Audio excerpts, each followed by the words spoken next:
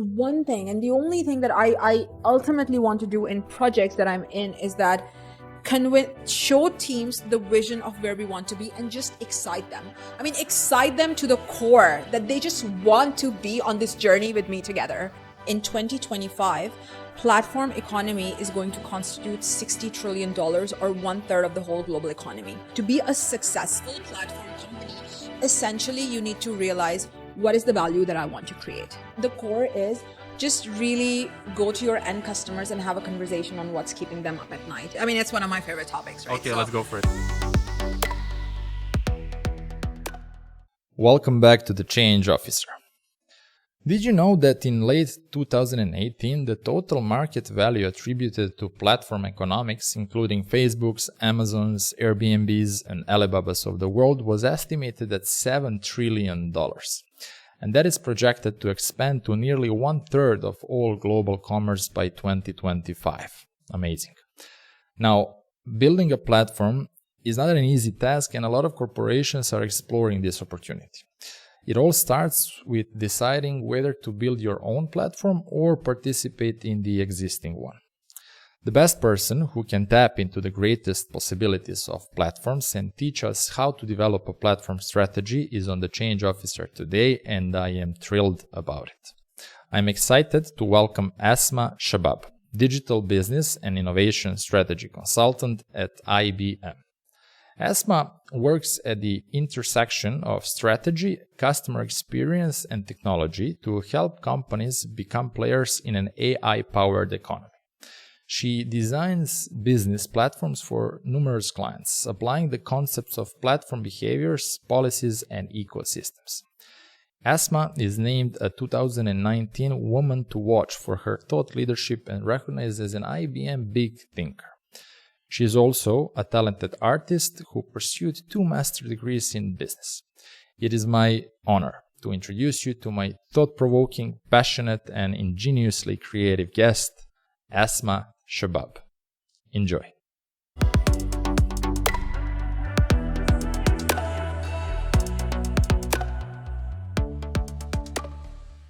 Welcome to the Change Officer, Asma. Thank you so much, Wilk. It's a pleasure to be here and to be in your awesome studio. Thanks. We'll be talking about some interesting topics that I'm personally curious about, and I would like our audience to get a glimpse of it and understand it. And the topic primarily is about digital platforms.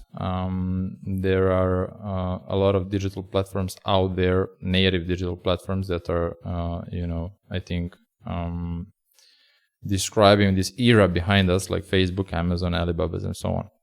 But for the start, can we unpack and set the conversation in the right context? When we say digital platform, what do we mean by that? Absolutely. And I think that's just so important to clarify, because if you just go online as a layman, right, you're going to find a lot of terminologies around platform that just gets confusing. I'm just going to step back a couple of decades to just maybe map out how this evolution happened, because when we talk about digital platform or the digitization generally, it's really about a massive change in the way companies were built or the companies started interacting. So if we really go back to the 1970s, it was supply side economics, right? There were companies such as the oil company or the electricity company. They would produce a lot of stuff and then they would just expect people to come. Same thing like the Ford Motor Company, right? Build something, people are going to come. But then in the 1990s, when the internet came and then we had these digital native companies come into existence, a lot of the conversations then became, how do I serve my audience and end customer through digital means? And it became a lot about the experience. And then the situation changed. The situation changed to such that if there is a demand for my product, I'm going to continue building it. And I'm going to continue to look at how customers' needs are to figure out what my product roadmap is going to be. Now, in the past, so in the 1990s, right, we saw a lot of, like you mentioned, digital native companies come into existence, such as Facebook or Amazon and Alibaba. Until now, what we've realized is that they are gaining a lot of just, value from from the world, right? They're able to sell more. They're able to offer a lot of services.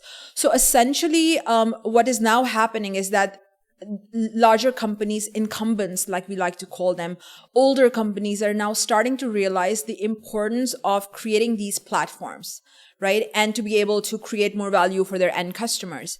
Now let's ask a question, right? How would we actually define a platform company? Now, a simple way that academics actually define it is that it's a business model that facilitates the exchange of values by two or more and between two and more end users or stakeholders. So if I unpack it from a Facebook point of view, right, it's a platform and it's an exchange of value between people who are using it, perhaps ad companies, perhaps small businesses, right? So there's an exchange of value happening. The same thing with Alibaba. So Alibaba is a digital platform. And what is that exchange of value happening? So this exchange of value is putting in, again, small companies, trading companies and matching them with buyers as well, right? Now, let's step back a little, right? And then look at what are the different kinds of platforms or different kind of models that exist. So you're going to find models such as Airbnb model or the Uber model, right? Where it is largely an ecosystem defined model, where you are matching people together from your ecosystem, right? You're bringing in people who've got great capacity of houses, and you're matching with people who actually are looking for places to stay. So that's largely ecosystem. And then it kind of grows as well, right? Is that you start looking at the data you have, starting to understand what customers want, and you build on those services. On the other side, you've got product-specific or industry-specific platforms, such as Facebook. So Facebook is a media company. It opens its data, and then people are starting to build on that and offer services. So now you've got ad companies creating their advertisements on it. Another similar example would be Apple. So Apple's iOS platform, right? That is a great example of a platform or industry platform, because iOS opened its platform, and then it started to have developers come in and build on it. And then the whole ecosystem was built around it. So, there are different ways to define platforms, but ultimately it's the exchange of values between, different kinds of end users. I think that was a perfect introduction to the topic. So what happened is that, and that happened over the previous, 30 years maybe, Facebook, Amazon, Alibaba, to name a major, Airbnb, Uber, they are digital native, so they are technology first companies.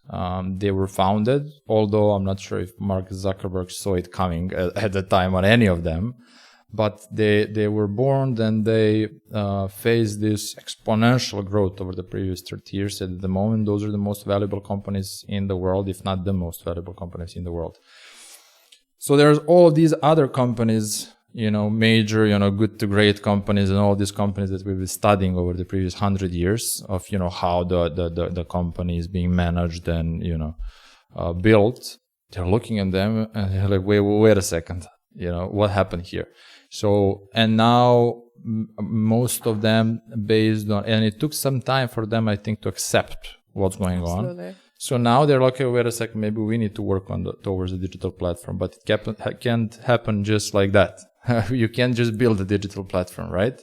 So, so now they're building strategies. Are there any examples of digital platforms built by established incumbents, as you call them, from before? Are there any examples of leading digital platforms? Absolutely. And I'll share a couple, but let me also explain a little bit about where the rest of the driving force came, right? Is that, yes, like you mentioned very aptly, is that all of these companies, these digital native platform companies such as Facebook and Google, they started getting a major chunk of the market share.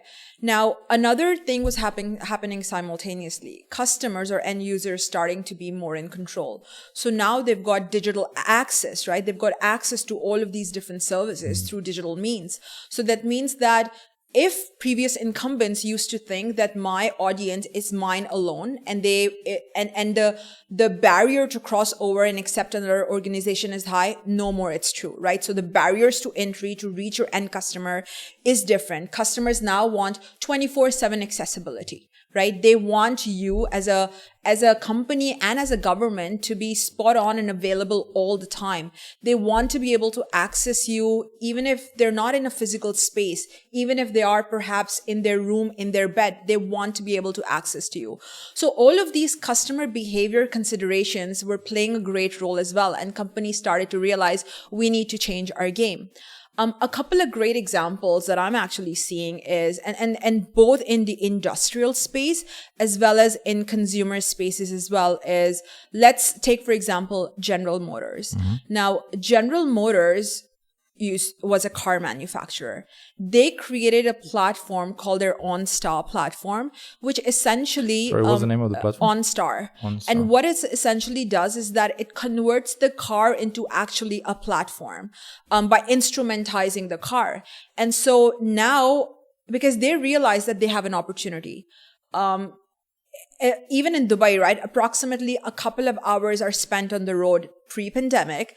And so you've got a captive audience sitting in the car. So they've created a platform that not only serves different services to these customers, for example, telling them what are the nearest locations that you can get your fuel in, but they started to understand what are the different values my drivers are looking at, and bringing in different apps which became in-vehicle apps. So for example, being able to order grocery, for example, being able to book a service online. So now they've converted the car into the platform, and they're thinking along those lines and, what are the different services I want to keep on adding. Another great example is Cemex. So Cemex is a major cement manufacturer based out of Mexico. And they started to build their Cemex Go platform. And they're not only providing digital services online to their customers all over the world, but they started creating this expert network. So basically, companies that are a part of their, either subscribe to their platform, they can actually access other expertise all over the world that they might want to tap into. So that becomes, a platform play as well.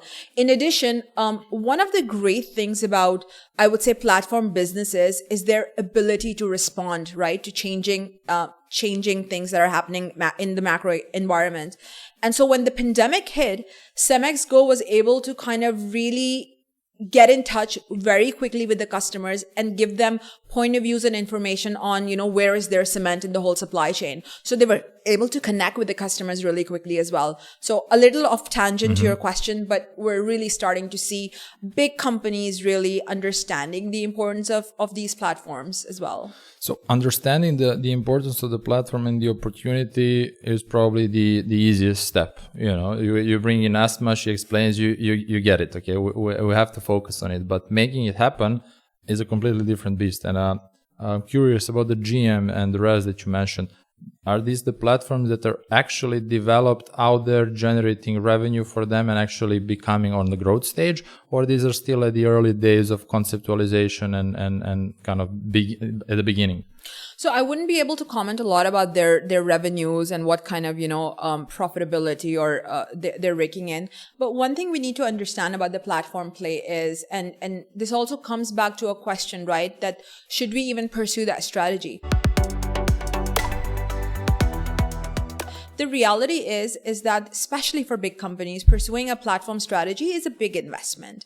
They need to completely transform their business model, not to mention what cultural impact and change impact it has, but you're now transforming your business model. So you need to also figure out, and if you're looking at a platform design in a way that you want multiple industry players to be a part of it, delivering value to your end users and the other audience, you need to convince these people to get on board. You need to co-create solutions with them. You need to have the right infrastructure, whether it's cloud or whether it's artificial intelligence, to make sure that you're using the data right.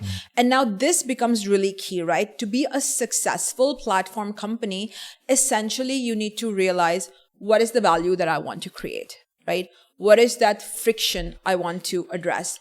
So again, if you look at Apple Pay's or the wallet's conception, right? It was based on a very small friction that Steve Jobs wanted, that, Apple wanted to address was, and I don't know if you remember the video that they played in their keynote, it was a woman just looking for a card, right? Scrambling through and wasting time trying to find where her credit card is. And they just wanted to remove that friction. So essentially, the first step towards becoming a platform company is realizing what is the value that you want to address. That makes complete sense. The reason why I asked the previous question is that there is a big difference how all of the current platforms started and became what they become, Facebooks, and they were all bootstrapped, started from the garage and so on, and then they became these giants. And very often, and even throughout the Change Officer series, talking with other people in innovation, we concluded that, throwing money at the problem is not going to solve it. So it doesn't mean that if you have deep pockets, which most of the big, corporations out there thinking about pursuing this opportunity have, throwing money at the problem is not the only solution, it's not the only way to do it. How do you decide? Should you join forces maybe with some of these platforms? Start on your own, or completely drop the idea? Like, where do you start? Right. And this is the conversation we're having with clients, right? I think this is where companies need to step back. And like I mentioned, my first point, right? Figuring out the value that they want to provide. Now, the reality is that platform companies have a lot to win, because studies show that by the time in 2025, platform economy is going to constitute $60 trillion, or 1/3 of the whole global economy. Wow. So there's a lot of winning that, companies need to kind of adopt. And this is where the conversation becomes important, right? Do I become a platform, or do I participate in a platform? Now, like I mentioned, right, becoming a platform or becoming a successful platform is not an easy thing. It requires investment. It requires understanding the nice value, elements that you're going to put forward. And there's no one way, right? There's no one way that says that I'm going to create a platform, or I'm going to participate in a platform. Companies can actually also do both. And this is perhaps one of the things that, I noticed. For example, if we look at what happened during the pandemic, right? Dubai Mall worked with Noom and Namshi, which are the platforms, to bring in and provide their shops an opportunity to have those digital interfaces there. So it was here, Dubai Mall, trying to participate in another platform. But again, right, it was the pandemic that made Dubai Mall take this step. But again, I'm pretty sure that Dubai Mall is now looking at building their own platform strategy.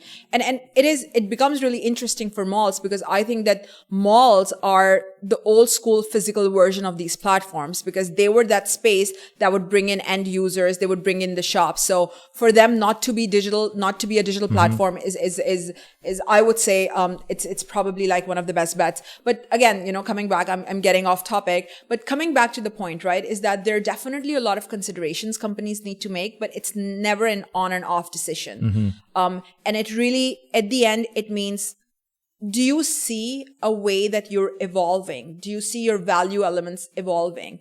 Do you have the appetite to have that flexibility that maybe as you develop your platform, you might not be focused on the specific industry that you're working in. So for example, we look at Careem, right? Careem started with being a ride-hailing app, and now it's introducing so many different products and services that are traditionally not in the realm of their own industry.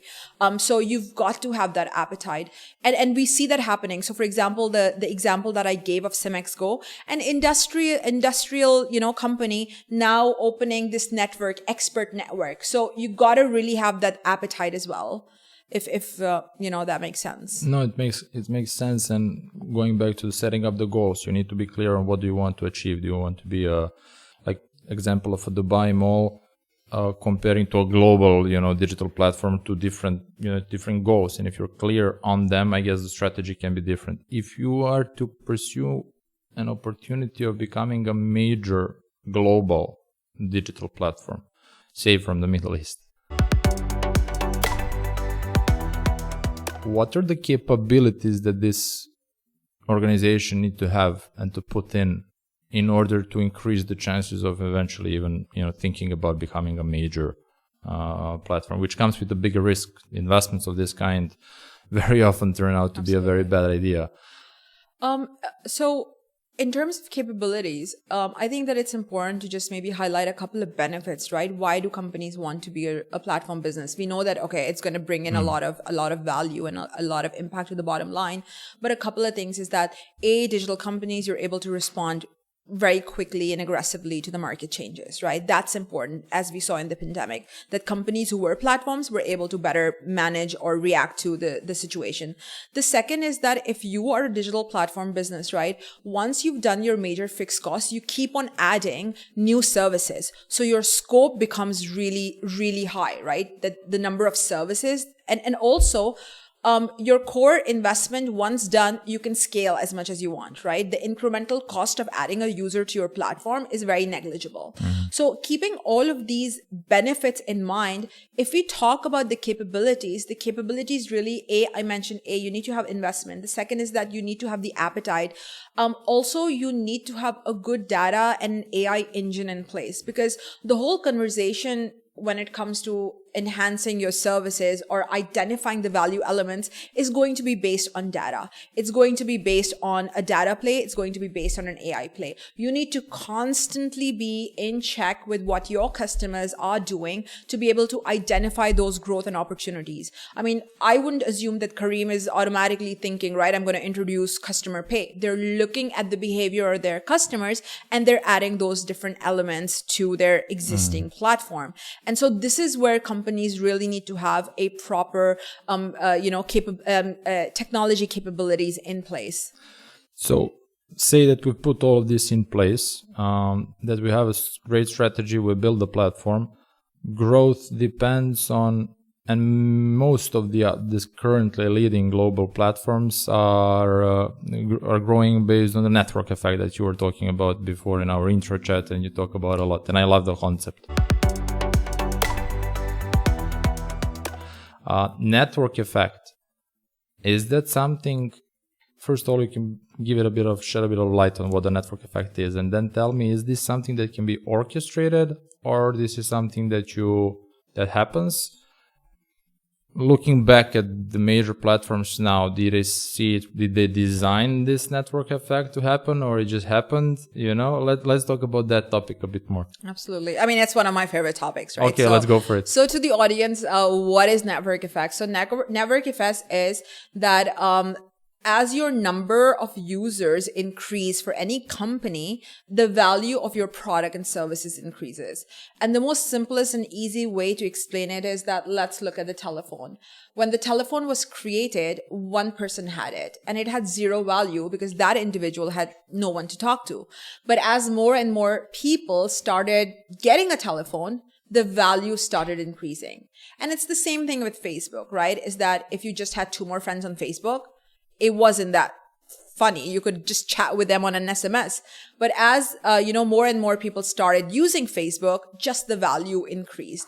So network effects is I would say one of the core and most important things when we talk about platform businesses. So coming back to the definition that I used, right, is that a platform is just facilitates the direct interaction or exchange of value between different parties. And this is where, and most of the companies that we see, right, the more services that you have, the more users appreciate it as well. So let's take Uber or Kareem as an example, right, is that the more drivers you have, right, that means that there's more availability for people to get on that platform, right? Which would mean that there's less waiting time to wait for an Uber, which means that if there's so much economies of scale, then the ultimate cost of a ride also decreases, right? And so network effects becomes really important. And I think that on a lot of levels, when we look at the value of these companies, right, all of these new startups, one of the core things that investors ask is that how many users do you have on your platform? So not only does the value increase for, the ultimate business, but I think the bottom line also increases, because the more people you have, the more insights that you have, the more data that you have to be able to build onto that business as well. Where do you start? All right, the network effect is an amazing effect. I would love to have a network effect. Where do you start? How do you design it? Is this something that can be orchestrated, designed? Or where do you start? So I was reading this book called The Matchmaker, and it's all about multi-sided network effects and multi-sided platforms. And they say that the most difficult things for the platform companies was to get users on their platform. Initial users, right? But once they start the ball rolling, it becomes really well. I think that if you are a serious player in multi-sided markets, or just, an ecosystem player, network effects need to be orchestrated. But they're also by design, because I don't think that platforms can be exclusive from network effects. I think both of these concepts need to work in an integrated manner. Okay, so take, for example, a living home community, right? Mm-hmm. Suppose that I'm living in a house, and all of a sudden this land developer instrumentalizes my house and builds in sensors. So now all of a sudden this house is throwing data, and I can connect with that data on a platform, and it's like analytics in the cloud. And so this platform, right, this developer starts to say, you know what, I'm going to introduce service where people connect with each other, right? So you start bringing in different people, you start offering that service that, hey, you can connect with the neighbors that you want, but it would only make sense if, there are neighbors around me, right? At the same time, the developer can open that data, anonymous data, to other maybe maintenance companies, right? So maintenance companies start getting it. Ultimately, you can orchestrate network effects, but you really need to make sure that the value you're providing makes sense for the customers as well. So, and there's no one way, right? You can introduce something and it might not take. So this is why you need to constantly figure out, have those feedback loops with the customers and the users to figure out what is that value. But ultimately, if your value is right, network effects should grow organically once you've initially designed them. If the value is right, if you get the initial customers hooked, but if also the value kind of depends on their interactions, right? So they bring each other in. Absolutely. So we have established the understanding of what the digital platform is. And this is all just the introduction. We can shoot a series. Maybe we can do the Change Officer series, with Asma on digital platforms. And I love that. I love talking about it. So. Or you can demonstrate us our skills and create a network effect for the Change Officer. That sounds compelling. Here's a challenge for you. So we explained what the digital platforms are. We've established an understanding what the capabilities required. We've talked about network effect, and obviously, and I understand these two work together. One cannot exist without the other. Anyone out there within the organizations who can even think about, pursuing these kind of opportunities, if you're thinking about tapping into these opportunities, where do you start looking for the chance to grow a digital platform? Where do you start? How do you recognize the opportunity? I think, to be honest, the answer is simple. It just requires a little bit of digging, right? Go to your end users and figure out what exactly is the friction in their lives. And this is something that startups do really well, right? Small startups are built on the fact that let's figure out how to make, art more accessible to people, for example, or so bringing people together. So I think that the core is just really go to your end customers and have a conversation on what's keeping them up at night. And do not be shy, even if it's like small things that you might think is trivial, because that would host itself. Just the making things easy for customers is a really great way to consider your first step towards a platform. I mean, again, it comes back to the same point, right? Is that For example, customers want accessibility, 24/7 accessibility.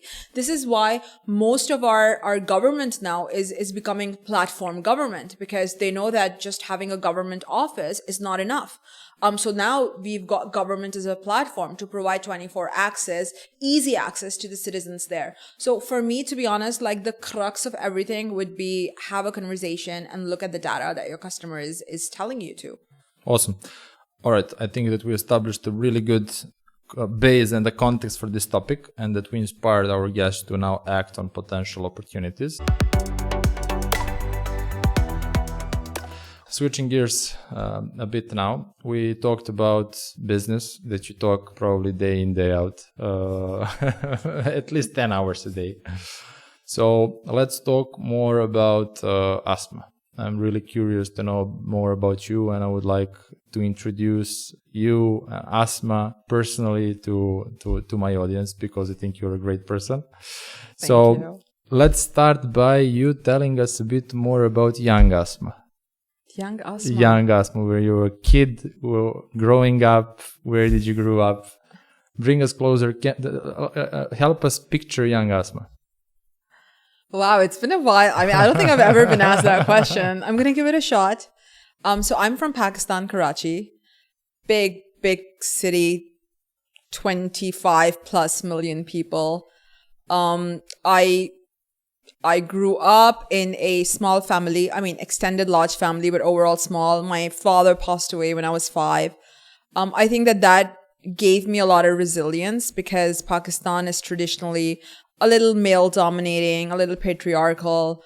So I was a very feisty younger sister. There were 2 of us. I've got an older sister. Very feisty, very confrontational. People used to call me a tomboy. I used to play on the streets cricket a lot. That was the culture back in Pakistan. So I was, and I was always like, I would say, a little curious kid, and very, I would say, entrepreneurial. So I think that if you would ask my mom, right, is there a couple of things that stood out about Asma was I love to sketch stuff. So all of my exercise books from school once I was done with that semester, I would just sketch, like, just people, just from my imagination. And the second one would be, I would want to make a lot of money. So I think we used to have a lot of Barbies, because everyone used to give us Barbies for some reason. And I would create these Barbie clothes, and I would go on a car in our community, and I would just put the clothes there, and I would have a for sale sign there. Wow. And like thinking, and then no one would buy, because why would anyone want to buy like Barbie dolls from a person who's 7-year-old who sewed them? Why not? Like, I'm asking, why not? I thought they were really great. I thought they were very fashionable. And then I would come back and I would be telling my mom, no one cares about their Barbies. So I used to do a lot of those small stuff. Yeah. That's awesome. This is one of the best answers I got so far. What aspect of your early life influenced what you are today the most? Yeah, so I think the fact that my dad died when I was 5 years old. It was an all women's, environment. We were not particularly rich, but we were comfortable. But, I always wanted to travel, right? I had this concept in my mind since I was young that I want to visit all the countries in the world, but we never had the financial means. So for me, I think, just having that dream made me work really hard to accomplish that. So, actually all of my universities, for example, I always wanted to go and study in a really prestigious university. I went to study in one of the best business schools in Pakistan, through scholarship. So just this need. And I think, because all of going to a nice university, either you need to be brilliant, or you need to get a scholarship. And because I could not take that risk, right? It was all about like work super hard and get to that next stage. And I think that there was this hunger because I did not want to let my situation kind of hold me back, because not that I just wanted to be average. I just wanted more experiences, and I just wanted to do everything, not just traveling, but to experience what it's like working in a nice company, or, having things that, you always see around you in television and stuff. So I think that made me two things. One, work hard really for what I wanted so that I could never look back and say that I didn't try as hard. And then, the second was that just make sure that you get all the value that life has to offer. And I think this is something that I still do is it's very hard for anyone to hear me say a no, just because I always think, oh, that would just be a different experience that I've never done. Sounds like when you're describing you growing up, sounds like you didn't really have a safety net, and that made you push even harder, go even further. So you got the scholarships throughout your Absolutely. I think yeah. I mean, we were comfortable, but again, to go to the best schools and stuff, you need to require that as well. So I had a loving family, but in terms of safety net, you're probably right, is that I needed to work that hard to make sure that I got it. You know what's amazing for me? I'm picturing this young Asma in Karachi selling Barbies, and then what I love to do always is like visualize this zoom out effect. Think about like this bird view at Asma in some market selling Barbies, and then start zooming out, and this is the neighborhood and the area, and now Karachi and Pakistan and the world. So this is a small Asma, 7 years old, lost her dad when she was 5, selling her Barbies in a city of 25 million people. 25 million people, out of which how many million, other kids dreaming. But you are the one that managed to get the scholarship, go abroad, now work for IBM in Dubai, a thought leader, shaping the region in some way or form. That's amazing. Thank you. But that's what amazed me about like these stories. There is this movement. It's called How I Fucked Up. Are you familiar with it? No, not really. So basically, it's a very cool concept. And they are celebrating failures. Most of the podcasts out there, most of the shows, YouTube channels talking about success is everyone sharing their success stories. If you think about Mark Zuckerberg, we all know about his success stories, but nobody's really familiar about his, failures. So, is there any failure or story about the failure that later on, led you to a success or taught you a big lesson in life that, comes to your mind that you can share a story about, or a favorite failure of yours? Favorite failure. I mean, definitely, right? There've been a couple that I've racked. And I mean, for me, to be honest, all of them have been these learning experiences. And I think this is where one needs to address those failures, because otherwise you're just going to internalize what happened. I love public speaking, right? Get me on a stage. One of the things that you'll know about me is I'm very comfortable talking to people I just met. Love that. Not so much, if people have been so much in my life, I love small talk. So I love public speaking, and I would like to consider I'm pretty decent at it. So the first couple of times that I was doing public speaking, it went by really good. And I think I started to kind of take it for granted. And one time I was asked to actually speak at a really important media event. And I had prepared my session, but because I was pushing myself, I think that I had worked like 18 hours, not that I'm trying to rationalize, but by the time I reached that, my mind was just blank, right? But I think that I took it for granted, thinking I'm just going to be, do the usual really great job. And I bombed so bad. I was embarrassed. I was embarrassed for myself. I was embarrassed for the people who had trusted me with their time. And honestly, I still feel the fact that it was just not just disappointment for myself, but for the audience, right? And for the people who had trusted me and invited me. And I think that was a waking moment for me that, hey, even if you've got the skills, don't take things for granted. And so now I have invested a lot in terms of making sure that my content is good, that I value the time people are giving me. So I think that I've really grown as a public speaker after that, but it still scares me that I did that. So if you know who I'm talking about, I'm sorry. But you know what? I think this is an interesting topic. Public speaking. How do you build confidence? How do you prepare? Honestly, I think that it's just about practice. I think a large part is that when we get up on stage in front of thousands or hundreds or even tens of people, it's you're not used to being in that environment where you're so vulnerable and you're so exposed. And I think a lot of the fear comes from that. I have been lucky that in school, we used to have a regular, what we used to call elocutions and debates. So it was one of our classes where we need to get up on stage and talk in front of, either a class or, the entire school. So I used to participate a lot. So I think that for me, I've always had this training, but I think, and the advice I give to my mentees as well as my colleagues is that you're always going to feel scared because you are exposed in front of different people.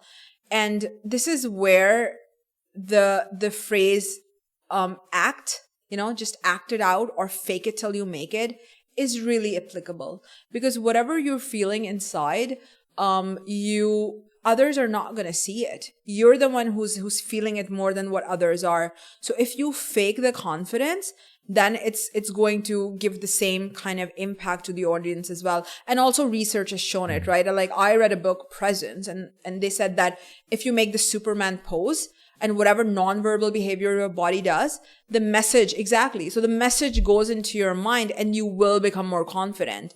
That's the advice I would give. Unless you feel confident, just fake it. You mentioned the mentees, so you do mentor other people. Do you have any mentors? I do. I'm a big believer in mentors, and I've got mentors within IBM as well as mentors in the industry. Like I'm not shy about asking for advice. Like I would just reach out and say that, hey, I admire you as an individual. Can we have a conversation over coffee? Can you tell us about the episode or the story where something that was told to you by a mentor saved you an enormous amount of time or something, or taught you a ridiculously big lesson? Like, I think one of the biggest lessons that I've had from a mentor, and I think that impacted me as an individual, was, so normally, look, I'm a very ambitious person. I work hard. I check all the boxes. But the reality is that I overwork myself. I say yes to, a lot more projects that I can handle. And my mentor actually said, be kind to yourself. And you would think that it's just such a simple dialogue, right? But that really helped me kind of change perspective. Be kind to yourself is, if you make mistakes, it's okay. You're just human. Or if you cannot finish a task in time, it's okay because you're trying. So do not overly criticize or aim for that perfection. Just be kind to yourself. And I think for me, that has really made a difference. That is powerful. And if you just say it, be kind to yourself, maybe you don't notice. But if you think about it, be kind to yourself, it's really powerful. Yeah. Because we're not, right? We're on this rat race. There's so much pressure. We're constantly performing. Most of the time, I think people are trying too much to be kind to others, maybe. Maybe that's the reason why I'm saying yes to all of the projects, instead of being kind to ourselves for a change. Life is a lot of wise men said, and women. Life is a series of choices that you make, followed by a series of consequences. Some choices in life are simple, trivial, but some are really important. How do you approach making choices in your life when you need to make a choice about something? What's your thought process? Interesting question. I think for me, I've always realized making the choice it's never been that difficult. Because, I would make a choice and then I'm like, okay, this is decided and we're going to move forward with this. And it's really about making sure that it kind of resonates with me, right? So if you give me an example of a choice, right? Should I move to Dubai or not? That's a good one.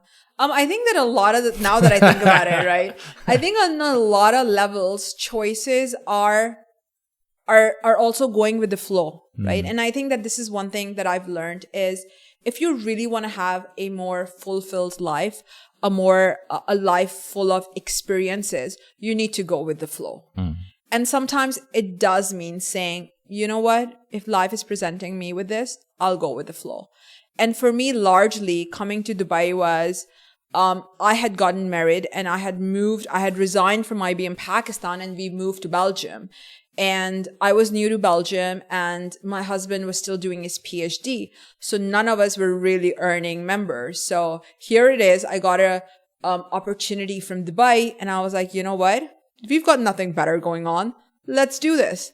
So I think for me, it's been just experience wise. Also because I don't resist a lot. If things are happening and if they're not in your control, go with the flow. Awesome. Okay, I think that's a good way to look at it and approach it. Gut feeling. Some call it a gut feeling or trusting their own gut feeling. One question specific maybe to recent couple of years, and I'm stealing this question from another podcaster, famous one. So is there any belief, behavior, or a habit that has significantly impacted your life that you started practicing recently? So there's not something specific that I started recently, but I think that it goes back to my philosophy of going with the flow and accepting new things. And I think that my life has been more interesting because of it. So for example, I learned how to dive before I learned how to swim. You are one of those. I'm one of those. That is so on PADI courses, and I don't know how to swim, but I am diving. one of those, and because I'm not afraid of the water, which is interesting, right? So I literally would jump into. We were in Miami. I jumped into the ocean, did not know how to swim, and kind of just swam like a dog. This is what my husband says. I was swimming, and he's looking at me saying, how is she swimming? But because I wanted to snorkel and look at the fishes, I was like, I don't care. I'm just going to go for 10 minutes and pretend and then come back. So I think that for me, one thing that has been really core is to go after something that I want to do. It has been the same thing, even when it looks for an opportunity, right? And I think that we spoke a little bit about this when we were originally having this conversation that, if I like a job, within IBM, outside of IBM, I would have no hesitations in going up to the person and say that, you know what, this is the value that I can provide. And in fact, if I look back, almost all of my jobs, I've gotten from the fact that I went up to that individual, whether it's a company or whatever, and tried to say that, you know what, this is what I can contribute. So to just go for it has always been, I would say, a core part of my belief system. That's interesting, and I think that makes sense as well. Jumping onto it and then seeing what happens. Are you familiar with Ray Dalio or heard about Ray Dalio? So Ray Dalio is familiar. One of the wealthiest men in US, although a lot of Americans don't know who Ray Dalio is. He owns and runs one of the biggest hedge funds in the world, and he wrote the book Principles. And in his book Principles, he is sharing some of he is splitting them in two parts, life and work principles. Life principles are obviously about life, work about work. So just to give you an idea of what he is sharing, and it's a great book, you can check it out. So for example, life principles: embrace reality and deal with it, or be radically open-minded. Or for the work principles, he says radical truthfulness or radical transparency. Are there any principles in your life that you're sticking to and that help you, be who you are today, or that you would, point out? So one I've already mentioned, right? Just going with it and being flexible. That's I think a core part of my of my, I would say, person. The second or a couple of more would be, I would say, honesty. Like just even if it means the answer or the consequence not being an ultimate benefit to you, I think that the surrounding baggage can be a lot less if you're honest. And I have tried to exercise that a lot, because I think that it takes a lot of BS out of life. And it just makes life a little less complicated. And I want my life to be less complicated because I want to just do a lot of things in life. And that's so true. Being honest in life saves you of a lot of thinking that you have on your back if you're just not honest in the first place. And sometimes it's just the smallest thing. Like, my really closest friends know I'm not a talker on the phone. Like, it's just there. And they don't like that about me, but they just know it is. So it saves me a lot of time when, I don't need to indulge in conversations or, sidestep around that conversation. They just know it, and they know this is the kind of person I am. So that's just like a small example. But for me, like, generally, it's just, simplifies life in an overcomplicated life that we live in. I love it. And my last question, as the change officer, what would be on the top of your agenda when it comes to changing changing the world is big, changing people as well is big, or changing yourself, but I will give you an option to choose between the three: changing the world, people in general, yourself. What would be on the top of the agenda? So I think change, whether it's changing the world, changing companies, essentially it's all down to the people, because it's only as individuals and people can we drive that specific change. And so I work with a lot of companies, right, revamping their innovation strategy, figuring out their business model. And one thing is that ultimately it all relies on the individuals. And one thing, and the only thing that I ultimately want to do in projects that I'm in is that show teams the vision of where we want to be and just excite them. I mean, excite them to the core that they just want to be on this journey with me together.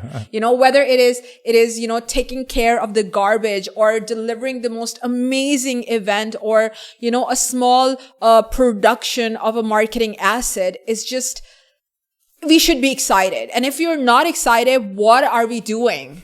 So on the top of the agenda would be changing the excitement level of people in the world. Yeah, make them believe, right? I mean, if a person is not passionate and does not believe in that vision, then it's not really worth pursuing for anybody.